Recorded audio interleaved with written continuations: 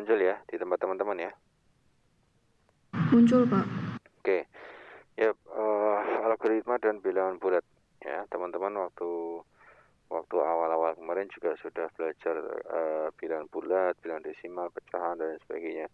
Konversi juga sudah, itu sudah dipelajari. Nah sekarang dengan adanya beberapa teori yang sudah kita pelajari yang di minggu-minggu sebelumnya, maka kita akan masuk ke bagian yang mulai agak general dari semua aspek itu ya. Ada algoritma dan bilangan bulat. Nah teman-teman, kok tidak muncul ini, kok ngeheng ya? Nah ini algoritma sendiri adalah sebuah masalah dipecahkan dengan mendeskripsikan langkah-langkah penyelesaiannya secara sistematis. Begitulah algoritma. Jadi waktu itu minggu lalu apa minggu sebelumnya ya, lupa saya pernah bilang kan yang waktu saya mau ke simpang 5, saya harus lewat Ngalian, harus lewat Jerakah, kemudian lewat Tugu Muda, misal katakanlah, baru sampai simpang 5. Nah itu langkah-langkah itu adalah algoritma. Maka di sini juga saya sampaikan bahwa sebuah masalah yang dibesarkan dengan mendeskripsikan langkah-langkah. Deskripsi langkah-langkah untuk menyelesaikannya itu adalah algoritma. Teman-teman untuk nyetar motor misal, langkah pertama, masukkan anak kunci ke dalam soket kunci, klik. Terus habis itu putar arah jarum jam sampai on. Habis itu tekan rem dan tekan starter baru mau dinyalakan. Nah itu langkah-langkah itu adalah algoritma. Kemudian definisi secara general atau umumnya adalah algoritma urutan langkah-langkah logis ya, penyelesaian masalah yang disusun secara sistematis. Jadi sistematis di sini itu bisa dibilang langkah-langkahnya secara gampangnya ya, langkah-langkahnya nggak ngacak, langkah-langkahnya bertahap. Jadi betul ya, coba kalau algoritma nyalain motor adalah caranya masukkan anak kunci ke lubang kunci, buka jok, terus tekan starter, nggak akan nyala karena itu bukan algoritma menyalakan motor. Algoritma menyalakan motor adalah anak kunci dimasukkan ke lubang kunci, diputar searah jarum jam sampai dengan on, baru di starter. Bukan masukkan anak kunci ke lubang kunci terus buka jok. Kalau buka jok terus di starter berarti nggak bisa nyala. Nah ketika ada algoritma yang yang membimbing atau membuat sebuah langkah-langkah yang tidak sistematis, maka algoritma tersebut tidak akan bekerja. Makanya saya bilang algoritma dalam menyalakan si motor itu juga nggak akan bekerja karena caranya salah. Ya, anak kunci dimasukkan ke lubang kunci, buka jok, ya nggak bisa nyala. Yang betul anak kunci masukkan lubang kunci, searah jarum jam on, baru nyala. Ya, oke. Kalau di sini saya kasih misal ya, resep buat masakan rendang Padang. Ya, ada step by stepnya. Harus apa dulu? Harus daging dicincang misal katakanlah, terus kemudian parut kelapa ya, terus kemudian harus dituangkan secara bersamaan, atau daging dulu atau bumbu dulu. Nah itu kalau tidak dipenuhi salah satu urutannya, mungkin rasanya juga akan kacau, nggak enak. Oke, next. Ini hanya pengenalan saja. Kata algoritma itu berasal dari nama penulis buku, Abu Ja'far Muhammad Ibnu Musa al-Khawarizmi atau dibaca dengan algoritma. Maka diterjemahkan dalam bahasa Indonesia adalah algoritma menjadi algoritma. Asalnya dari situ. Algoritma juga dapat ditulis dengan berbagai notasi. Ya, misal dalam notasi kalimat-kalimat deskriptif. Seperti contoh resep masakan rendang Padang, itu deskriptif. Cara menyalakan atau cara menjalankan delman misal, atau cara starter motor atau starter mobil. Nah itu adalah sebuah kalimat berupa notasi di dalam algoritma. ya, kalimat deskriptif.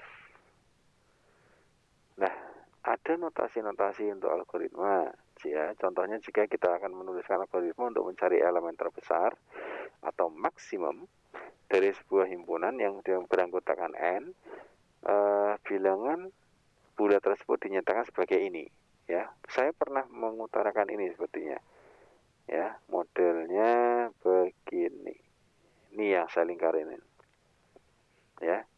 Dia adalah algoritma yang menyatakan banyaknya atau anggota dari sebuah bilangan bulat, ya.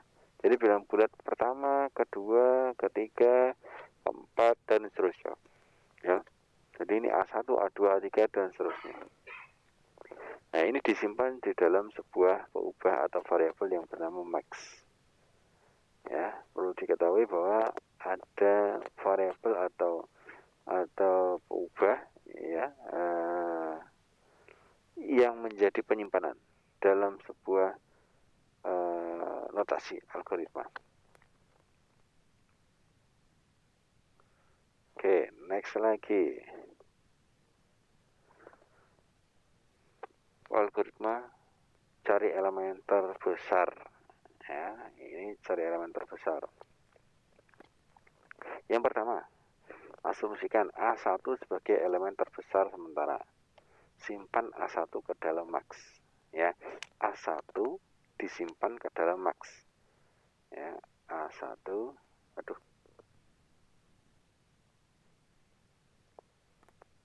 A1 disimpan ke dalam max atau disimpan ke dalam sebuah wadah variabel yang mana variabel nanti akan dipanggil. Bandingkan max dengan elemen A2. Jika A lebih dari A2, jika A2 lebih dari max, maka nilai max diganti dengan A2. Gini, misal A1 itu nilainya berapa? 3, ya. Kalau ada A1 kan berarti ada 2, A3 dan seterusnya, ya. A1 nilainya 3. Kemudian A2 nilainya 2. A3 nilainya 2 lagi. A4 nilainya 1. Nilainya 1, ya. Maka si A1 ini yang sebagai elemen terbesar sementara, nomor 2-nya adalah bandingkan max dengan elemen A2. Max 3 ini bandingkan dengan 2. Mana yang besar? Oh, berarti max lebih besar daripada A2. Berarti ini bukan max. Ini bukan bilangan terbesar. Kemudian ada lagi. Perbandingannya adalah max dibandingkan dengan A3. Dilihat, 3 sama 2 besar mana? Besar 3. Oh, berarti aman. A3 bukan bilangan max, bukan bilangan terbesar. Kemudian A1 dengan A4. A4 ini 1. A1 berapa? 3. Oh, berarti 1 tidak lebih besar daripada 3, ya. Kita coret, maka bisa diputuskan bahwa ini adalah bilangan terbesar. Ini ada max, ya. Ini algoritma untuk menentukan elemen terbesar. Yang pertama, diasumsikan, ya. A1 simpan nilainya, kemudian dibandingkan dengan A2, dibandingkan dengan A3 dan A4 dan seterusnya. Nah, ini bandingkan max dengan elemen A2. Jika A2 lebih dari max, jika A2 lebih dari max, maxnya A1, ya, maka nilai diganti. Jadi kalau ternyata tadi misalnya A1-nya 3, A2-nya kok 5, bentar.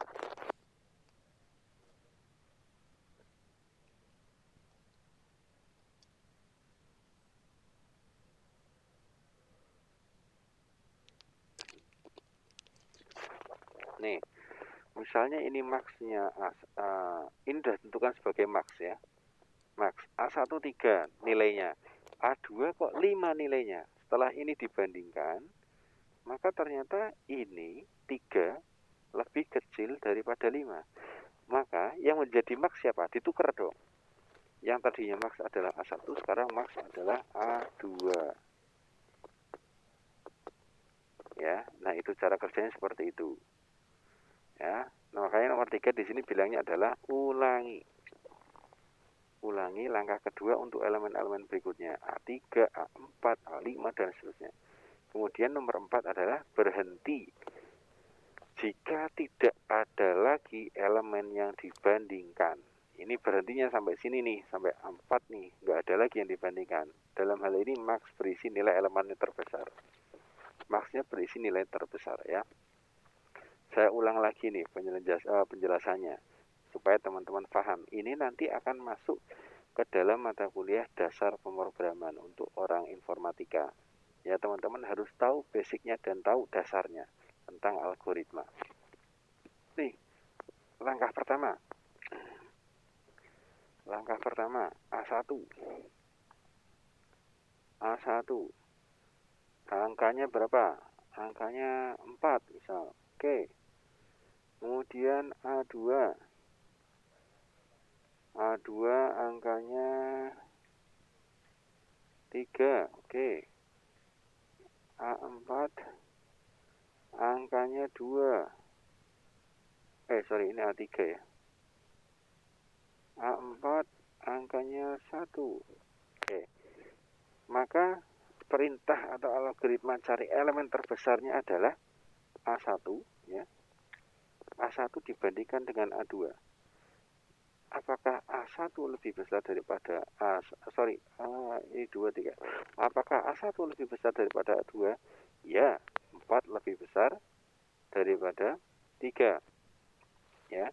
Kemudian berarti dibuang dong, otomatis dong. Ini nggak kepakai, jret. Sudah jelas karena di sini permintaannya adalah cari elemen terbesar. Ya, cari elemen terbesar. Setelah dibandingkan ternyata A1 masih lebih besar daripada A2 ya. Kemudian langkah yang kedua nih, ulangi langkah kedua untuk elemen-elemen berikutnya. A1 bandingkan dengan A3. Kita lihat A1 4, A3 2. Oh, berarti mana besar A1? Berarti A3 bukan max, yang max tetap A1. Coret. Ya. Kemudian lagi A1 bandingkan dengan A4. Lihat. A4-nya 1, A1-nya 4. Ya. Berarti 4 lebih besar daripada 1. Maka bisa kita simpulkan bahwa elemen terbesarnya adalah A1. Nah, ini kalau A1 menjadi paling besar. Tapi ada juga di mana A1 4, A2 3, A3 ada 5. Kemudian A4 1. A4 ini ada 1. Sama langkahnya, checking dulu dong. A1 ke A2. Oh, besar A1. Oke, ini lebih besar, aman. A2 coret. Dicek lagi A1 dengan A3. Kita lihat 4 dengan 5 besar mana? Besar 5. Ya. Maka A1 yang dicoret, seret. Maksnya jadi berapa? Atau maksimalnya jadi berapa? 5 dong. Jadi A3 nih, 5. Kemudian langkah berikutnya A3 dicek dengan A4. Oke, A4 kita lihat 5 lebih besar dari 1. Maka maksnya, angka maksnya di dalam algoritma ini, maksnya berganti dari yang tadinya 4 menjadi 5. Ini dia teori algoritma cari elemen terbesar, yaitu untuk langkah-langkah mencari bilangan terbesar dalam sebuah kumpulan bilangan ya. Nah, itu nanti teman-teman lihat nih, ini langkah-langkahnya sama enggak? Kan langkah pertamanya asumsi ya, asumsikan parameter terbesar, kemudian bandingkan, setelah bandingkan diulangi lagi, di elemen-elemen berikutnya, kemudian berhenti jika tidak ada lagi elemen yang dibandingkan. Nah, itu dia teman-teman, untuk algoritma cari elemen terbesar ya. Next. Selain dengan notasi deskriptif, algoritma juga digambarkan dalam notasi bahasa komputer, lebih tepat bahasa pemrograman, misal Pascal atau bahasa C. Ya. Dalam Pascal, algoritma mencari elemen terbesar ditulis pada algoritma di bawah. Selain daripada itu, ada algoritma juga dengan notasi pseudocode. Ya, kita ngomongnya pseudocode atau semu yang lebih praktis. Oke. Halo, Mbak Dini. Pak Jam. Halo Pak, maaf telat Pak. Maafin nggak ya?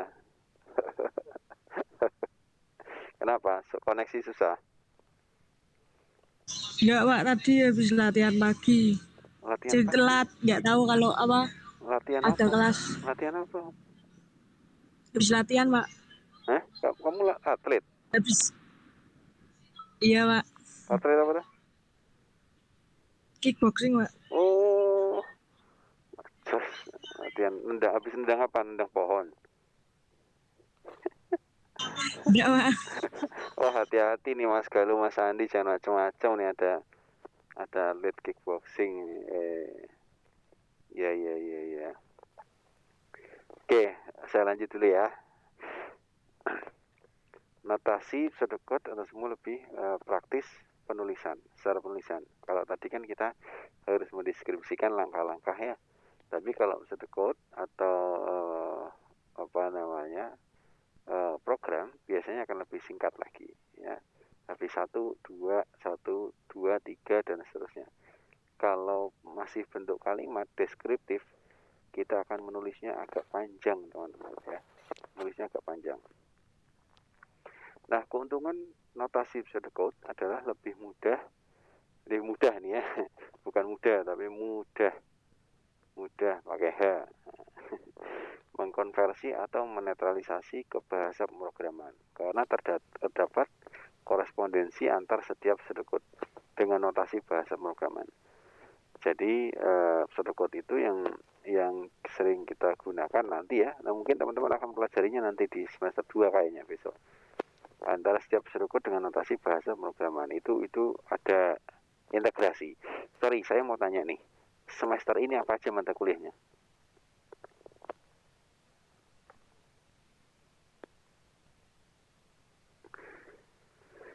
Apa aja? Mata kuliahnya apa aja? Mbak Ani atau Mbak Dini? Siapa? Mas Galuh? Ada 8 mata kuliah, Pak. Apa aja? Pengantar TI, Ya, ini. terus pendidikan kewarganegaraan, matematika diskrit, Pancasila, pendidikan agama, bahasa Indonesia, bahasa Inggris, algoritma dan pemrograman. Nah itu dia. Siapa? Algoritma pemrograman siapa? Pak Herko? Pak Panji. Oh, Pak Panji. Nah, itu harusnya ada keterkaitan antara matematika diskrit dengan algoritma pemrograman. Tapi oke, nggak ada masalah. Ya nanti teman-teman akan tahu. Sudah diajarin pseudocode belum di algoritma pemrograman? Sudah, Pak. Nah, teman-teman sudah buat apa di Alpro? Suruh ngapain aja? Lupa Mbak. Nah. Ingat gak di Alpro suruh ngapain? Susah gak sih Alpro buat teman-teman?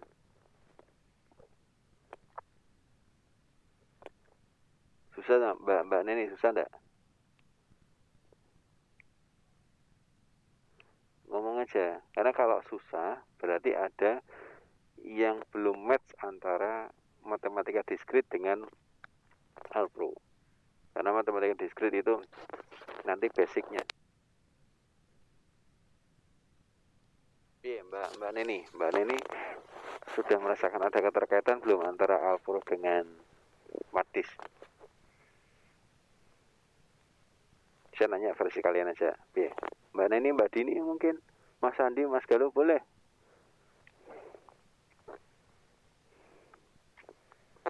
Masih belum ketemu kah ritmenya untuk menyamakan antara MADIS dengan Alpro?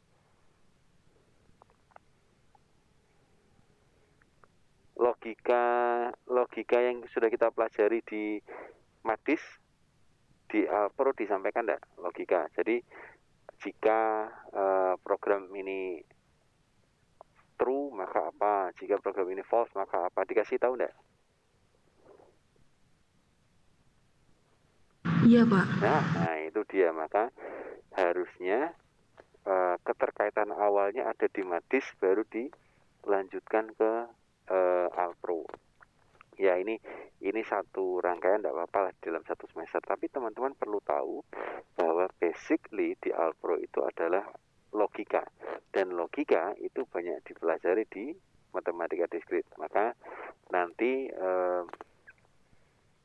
teman-teman akan ketemu tuh keterkaitannya. Kalau di mata kuliah Alpro sudah ngomongin tentang logika, berarti kurang lebih sama seperti yang kita pelajari di awal-awal waktu matematika diskrit. Mbak Neni, sudah suruh bikin apa di Alpro? Baik. Bikin program atau latihan source code atau gimana? Bahasa ASI atau gimana?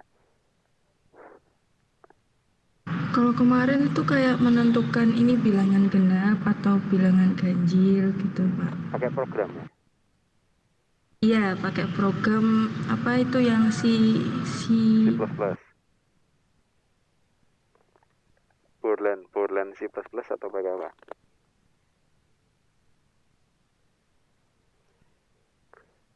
Menentukan bilangan genap ya. Berarti kalau menentukan bilangan genap sama kan teorinya kayak di MADIS kan. Bilangan genap itu bilangan yang habis dibagi dua kan. Berarti menentukan kondisi di dalam programnya adalah jika X sama dengan per 2, X per 2 sama dengan 0. Dia habis dibagi 2 sama dengan 0. Benar ya? Logikanya begitu ya di Alpro ya?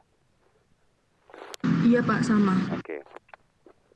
Ya, berarti sudah mulai ketemu tuh keselarasan, kesamaan antara matematika diskrit dengan mata kuliah logika lainnya ya.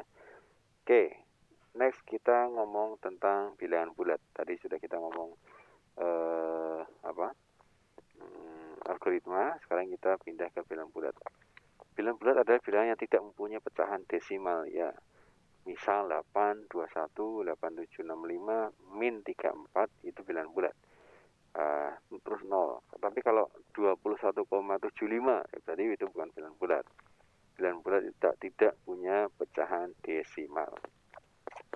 Sifat pembagian pada bilangan bulat, teman-teman. Misal ada A dan B adalah dua buah bilangan bulat dengan syarat A tidak sama dengan 0. Kita menyatakan bahwa A habis membagi B. Ya, bilangan bulat nih. A habis membagi B jika terdapat bilangan bulat C sedemikian sehingga B sama dengan AC. Notasinya A garis lurus B jika B AC. Ya, itu jadi ada permisalan. Ya, jika A habis membagi B jika terdapat bilangan bulat C sedemikian sehingga B sama dengan A kali C. Ya, jadi A membagi B, jadi kayak gini loh. Bentar.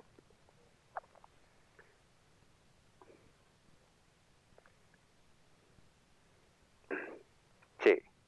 Kan begitu kalimatnya. A habis membagi B. A habis membagi B. Berarti pembaginya adalah A. Ya, menyebutnya B.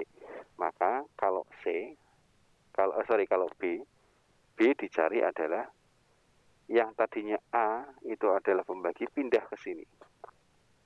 Ya, pindah ke sini. Berarti B adalah C dikali A.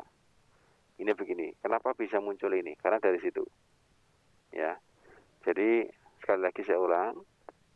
Ketentuannya adalah A habis bagi B, berarti B per A ya sama dengan C.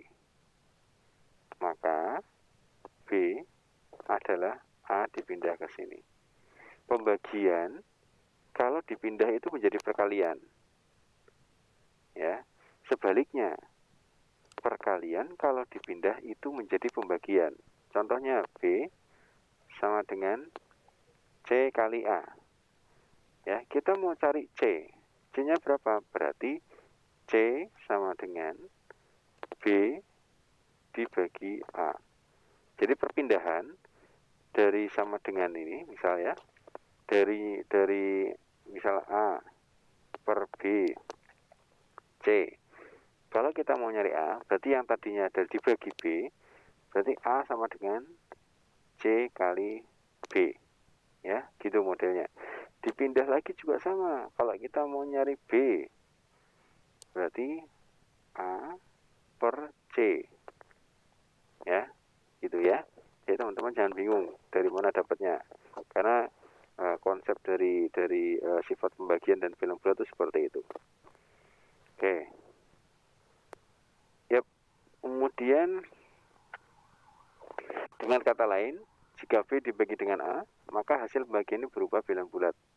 Kadang-kadang pernyataan A habis membagi B ditulis juga B adalah kelipatan A.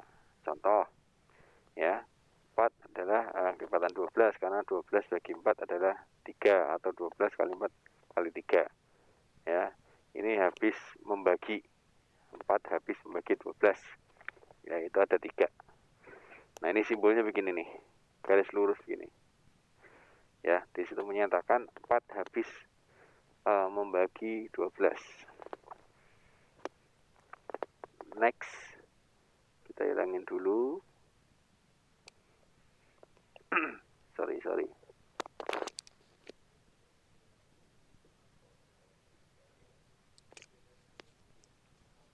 Nah, ini yang dinamakan modulo. Teman-teman mungkin nanti akan mendengar istilah modulo di Alpro. 12 dibagi 4 hasilnya 3. Sisanya 0. Sisanya 0 sama kayak waktu kita belajar konversi bilangan, ya. Kita sangat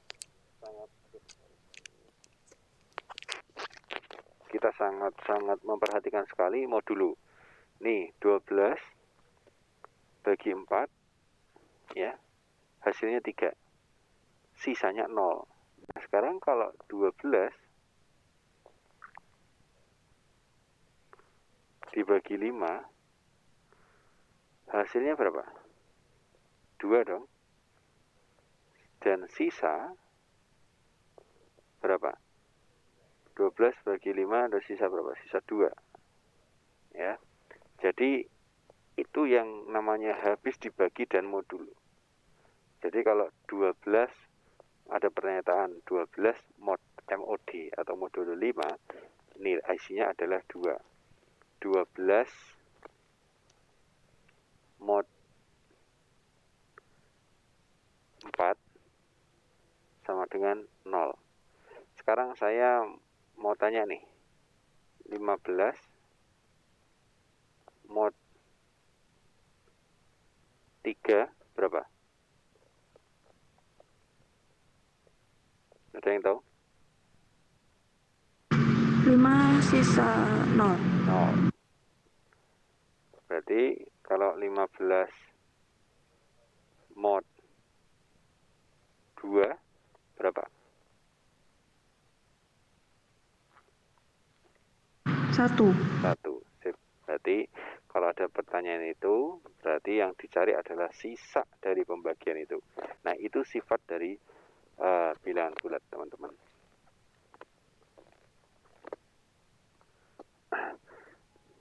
Oke, nah ini ada ketentuan juga. Tapi 4 juga tidak habis membagi 13. Karena 13 bagi 4 3,25. Nah, ini sisanya nanti. Ya.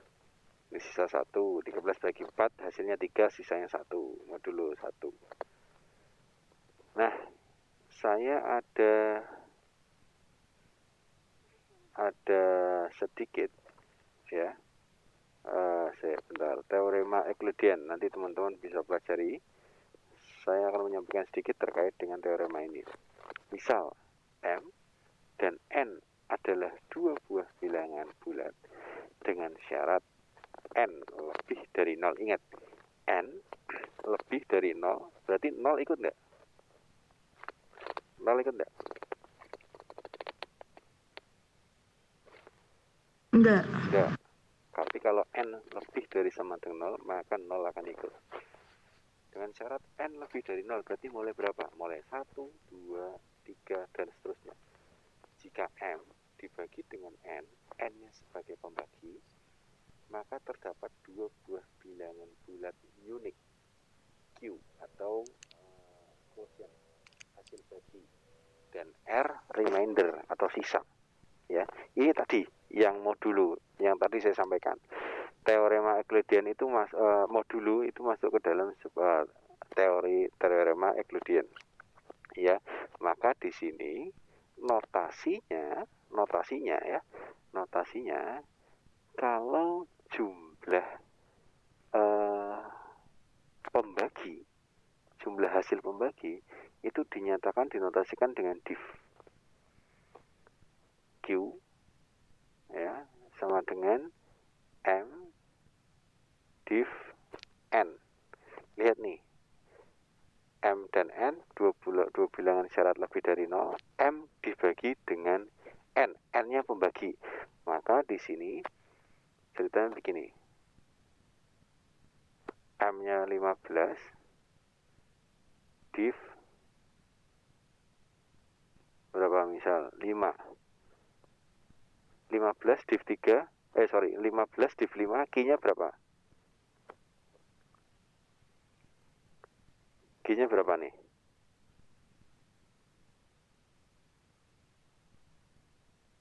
Mas Andi, Mbak Dini, Mbak Neni mungkin? Div ya, ini bukan mod ya. Mas Galuh, tahu enggak Mas Galuh? Kalau div berarti di sini 3 ya, hasilnya 3, 15 bagi 3 hasilnya berapa kalau div. Tapi kalau R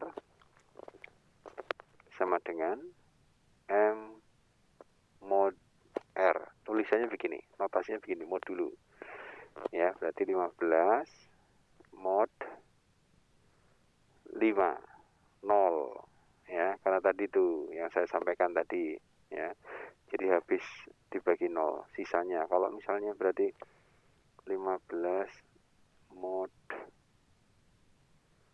2 ya, berarti 1 ya, gitu ya. Ini notasinya untuk div dan mod.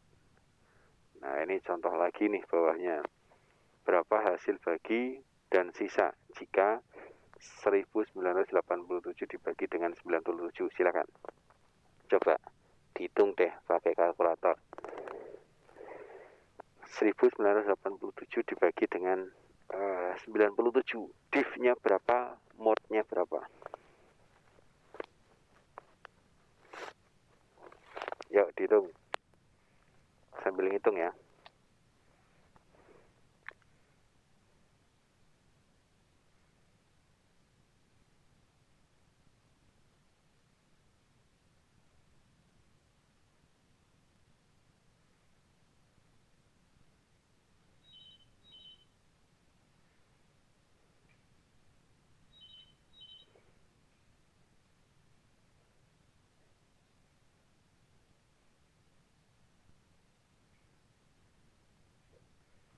Ayo, ada yang sudah?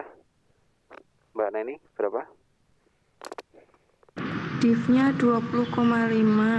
Terus Tunggu. Div tidak ada koma. Div adalah isinya bilangan bulat. Ayo.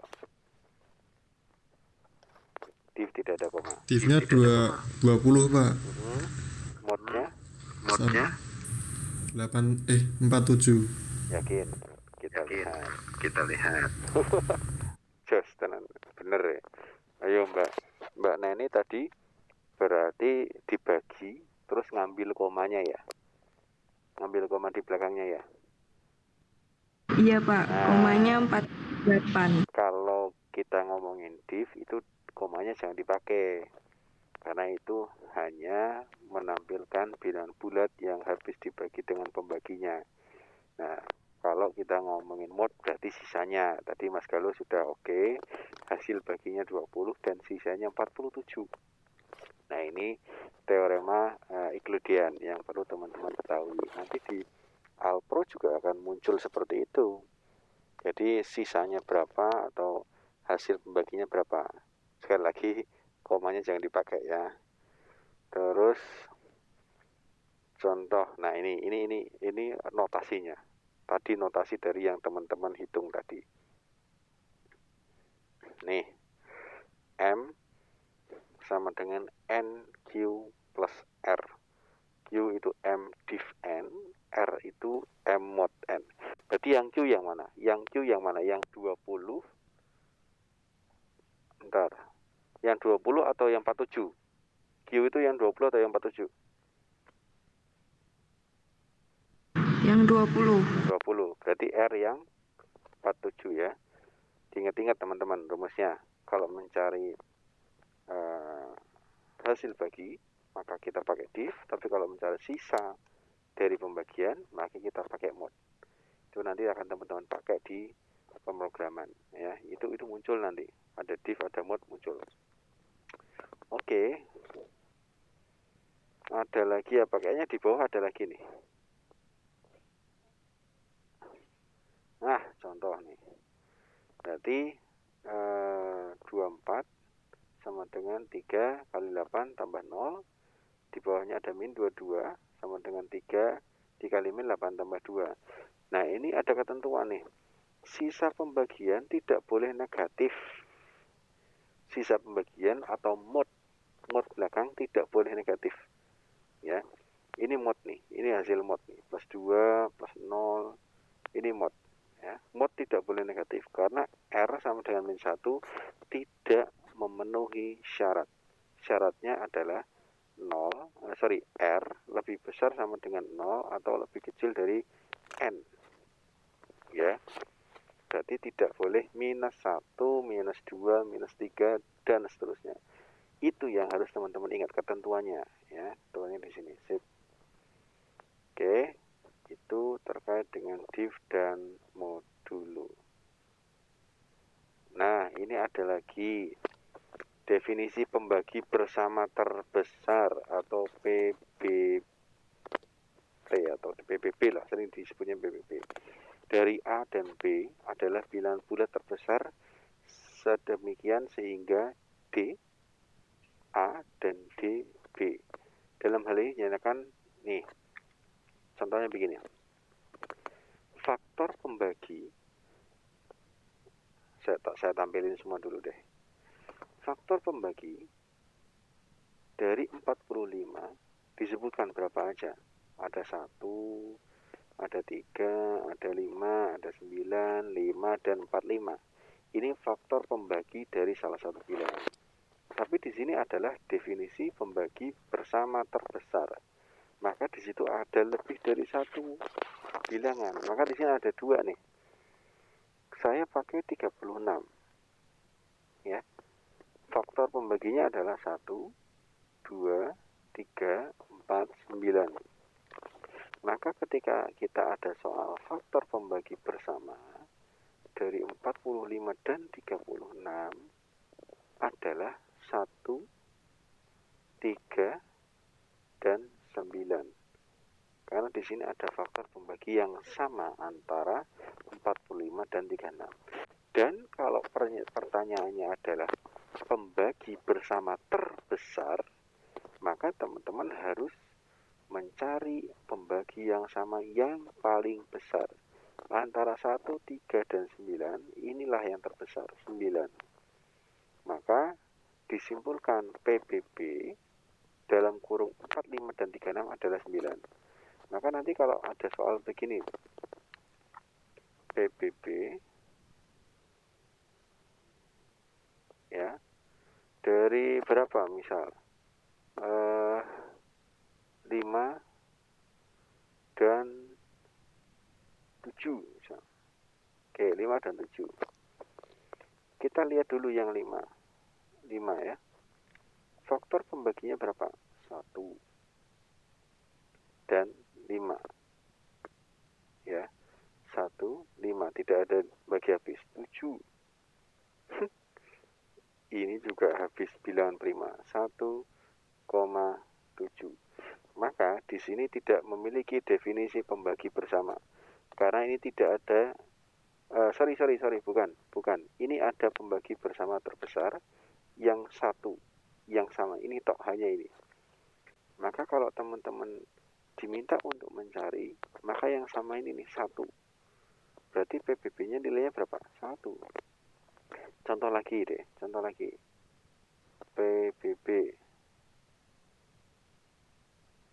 PBB dari 10 sama berapa? 16. Oke. Yang 10 kita cari dulu faktor pembaginya. 1, 2, 5, terus 10. Ya. Terus yang 16 ada 1, 2,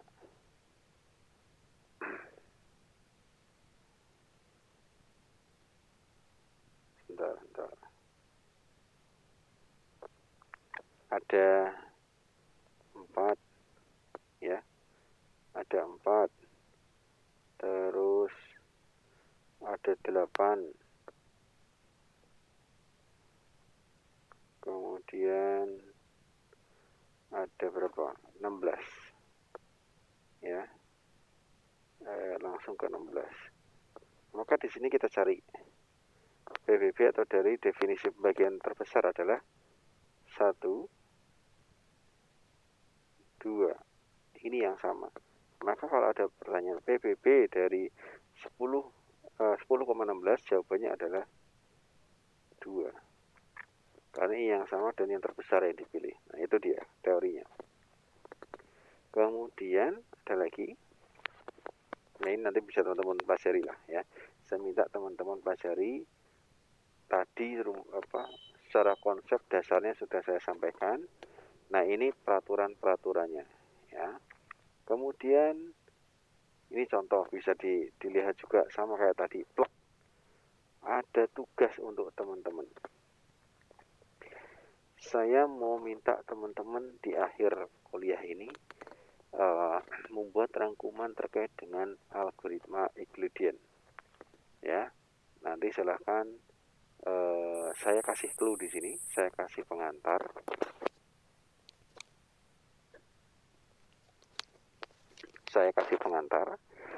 Nah, beberapa slide ya, teman-teman baca. Nah, ini saya juga kasih contoh, ya. Terus kemudian sampai sebatas ini semua contoh-contoh teman-teman pelajari. Kemudian saya minta tolong teman-teman buatkan rangkumannya terkait dengan algoritma Euclidean. Rangkuman plus contoh-contoh soalnya, dibanyakin contohnya. Ya, supaya teman-teman paham bagaimana cara kerja si algoritma Euclidean. Oke. Nah, ini cukup sampai ke slide yang Euclidean. Jadi nanti yang pertemuan 11 kita akan bahas di minggu depannya ya. Dan kita bahas di minggu depannya. Monggo silakan teman-teman sampai akhir perkuliahan ini saya tunggu.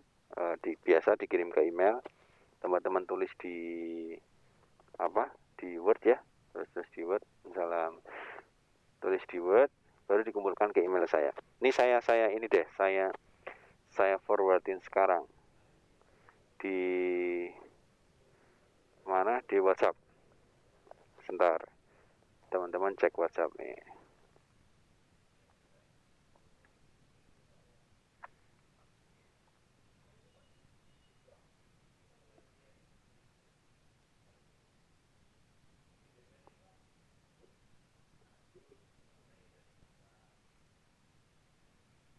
Bentar ya, saya buka WhatsApp.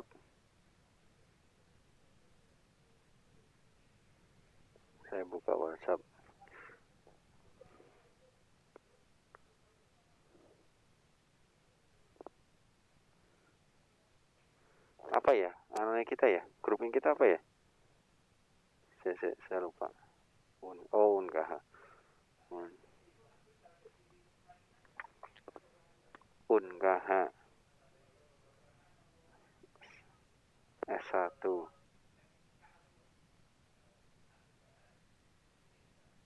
Oke. Nih, saya kasih ya.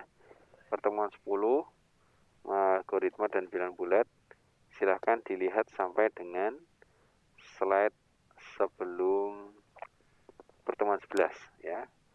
Nanti teman-teman buka, teman-teman pelajari, dan saya tunggu rangkumannya dari teman-teman. Oke, itu aja mungkin sebelum saya akhiri. Ada yang mau ditanyakan? Deadline-nya kapan, Pak? Nanti akhir ini aja, akhir perkuliahan aja. Ya, jadi kan ini kan kuliah kita masih sampai nanti zuhur. Teman-teman cari deh, nggak apa-apa, sambil jalan cari, baru kirim ke saya. Jangan, kalau bisa jangan lewat, maksimal jangan lewat jam 3 sore ya. Oke, gitu ya teman-teman ya. Cari semaksimal mungkin sambil dipelajari, baru dikumpulkan ke saya. Upayakan teman-teman kalau sudah paham baru dikumpulkan ke saya ya. Oke, siap. Terima kasih sudah join pagi hari ini. Atensinya juga makasih Mbak Dini sudah join, sudah latihan sudah dikorbankan. Oke, sambil tanya-tanya sama yang lain silakan untuk mengerjakan tugas. Terima kasih. Selamat siang. Assalamualaikum warahmatullahi wabarakatuh. Waalaikumsalam warahmatullahi wabarakatuh. Terima kasih, Pak. Siap.